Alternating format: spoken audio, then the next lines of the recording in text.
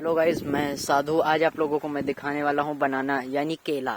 Guys आप लोग देख सकते हैं ये केले के पेड़ में केला लगा हुआ है। गाइज देख सकते हैं इधर ये पूरा केले का पेड़ है।